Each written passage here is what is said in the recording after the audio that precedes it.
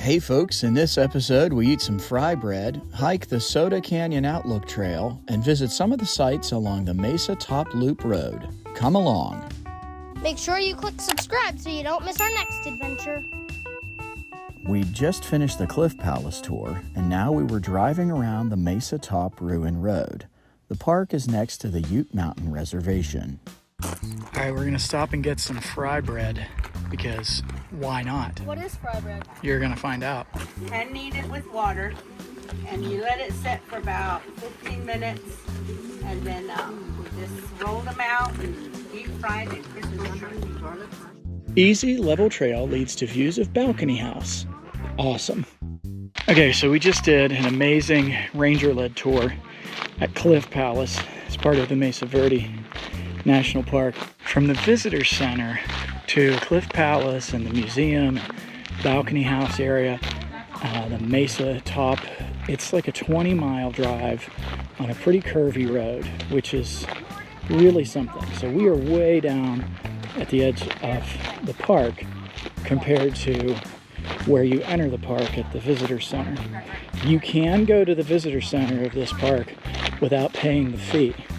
So you can go in, go to the gift shop, look around some of the displays there, but to get up into the actual park and to the museum and to the cliff dwellings, you will need to have your $20 ready or your America the Beautiful pass.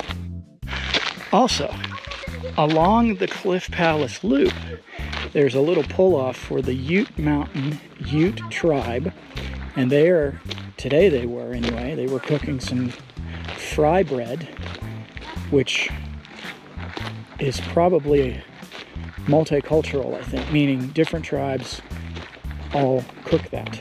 So I don't know that for sure. I'll have to look that up and make sure. I know that the Navajo do that.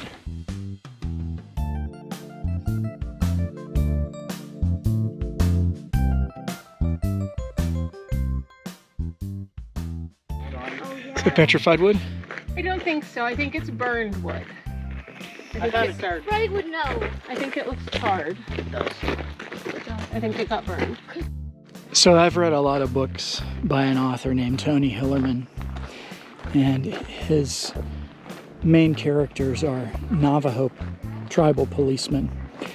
And we're not quite in the Navajo Nation yet. That's a little bit further down the road. But the landscape, I think, is very similar.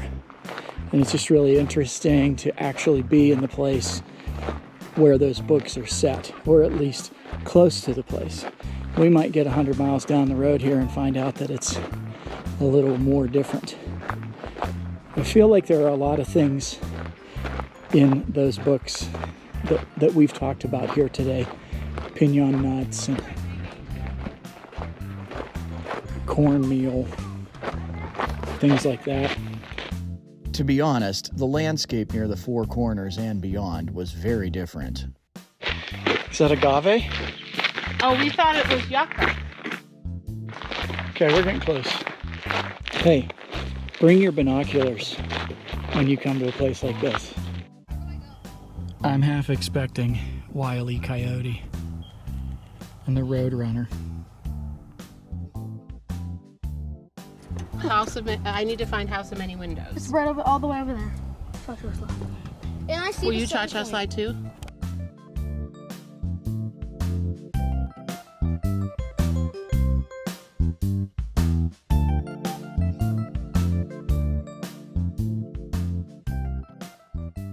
That's the one. We were at? No, this is Balcony House. We did Cliff Dwelling. Sorry. Cliff House. We did Cliff House. Cliff This Palace? is Balcony. Maybe was it called Cliff Palace? I'm a little sad we didn't do both, but that's okay. Both what? The Balcony House and the Cliff Palace. I feel like the Palace ones look a little cooler. It was bigger and less strenuous, which is why I chose it.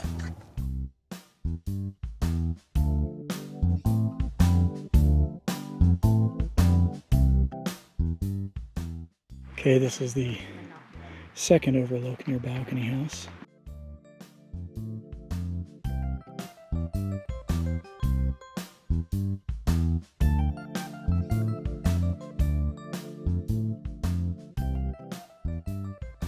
All right.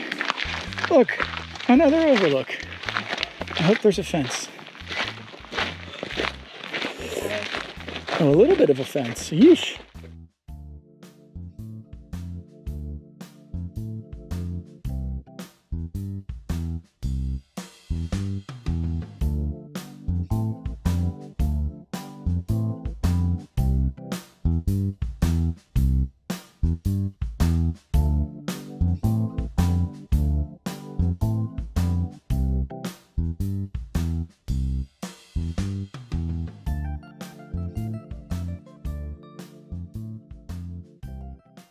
The last little bit, we're almost back.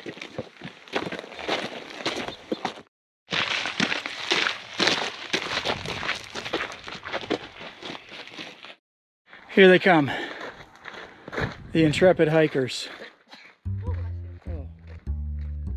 All right, we're gonna look at this restaurant here. I usually don't do this, but. This is the Spruce Tree Terrace Cafe and Gift Shop. We had some snacks here, and it was nice to get out of the heat. The summer weather in the Southwest was drying us out. Along with the typical products you'd find in a national park gift shop, there were a variety of gifts and jewelry made by Native Americans. After a break at the cafe, we headed back out to the Mesa Top Loop to see some of the early excavated sites. The first was the Pithouse. We listened to a podcast that we downloaded at the Visitor Center. The podcast was narrated by a Native American park ranger. Next, it was on to the Square Tower House Overlook.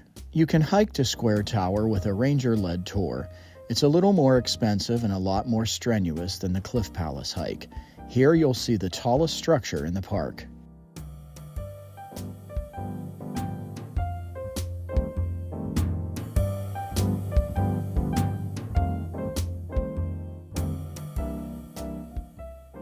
The pit houses and pueblos were next. Like many societies, the ancient Puebloans developed their homes over time. Historians believe that the pit houses date from 550.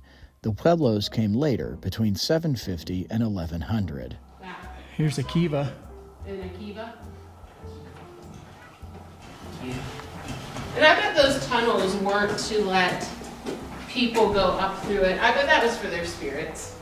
Don't you bet? I bet they felt their spirits came through the top and they wanted them to enter into their worship room. Structures at the Mesa Top sites show the continued development of construction. What's here? This is the last one, all these circles. 3 connected circles. It's gigantic. Yes. Like, it looks bigger than the ones at the Cliff Palace. But maybe it was the same time. This says 1074. When were the Cliff Palace ones? I don't know, but there's that deflection shield So thing. it doesn't blow your ash around. From Sun Point, you can see many of the alcoves that the ancient Puebloans inhabited after they left the Mesa Top. Cliff Palace is visible from here. That's Cliff Palace.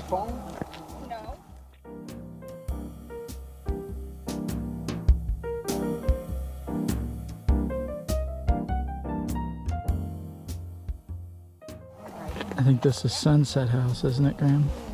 Yes. There are over 600 dwellings in Mesa Verde National Park. Some of them are so small they're easy to miss. Right. It's just hard to believe they lived under their farmland. Yeah, what is that called? The Sun Temple? We'd be heading to the Sun Temple soon.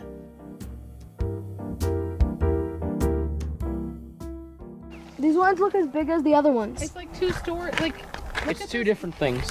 but look at it. Look at over there. There's It's like the temple. balcony apartment. It's like the penthouse, and it's a duplex. That's Fire Temple. That's a new Fire Temple.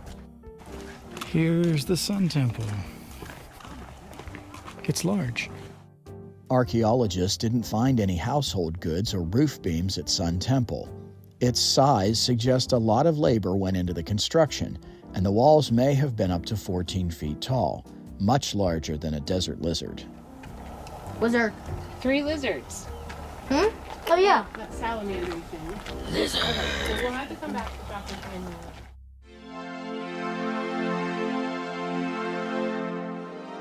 One last dwelling before we hit the road. I feel kind of like we're driving in Yellowstone. The trees aren't as tall, but it's road and road and road and road and lots of trees, and there's nothing really there. Yes, no? You don't remember? I've not seen Yellowstone. Okay. I don't want to get too close to that, but you know me. This is just unbelievable here. The camera doesn't do it justice. We're having an argument here about what this is. Is it shiprock? I don't know. It's really far away.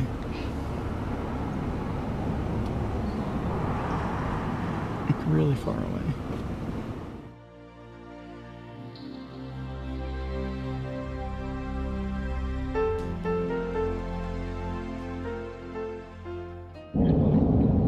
Back through the tunnel. You guys holding your breath?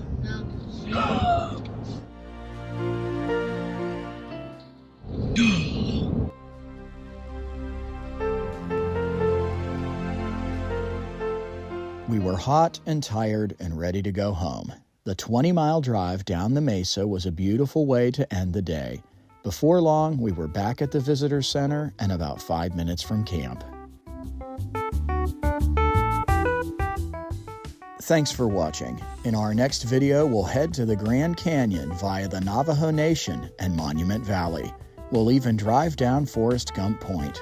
Please remember to subscribe to our channel, like and share this video, and comment below.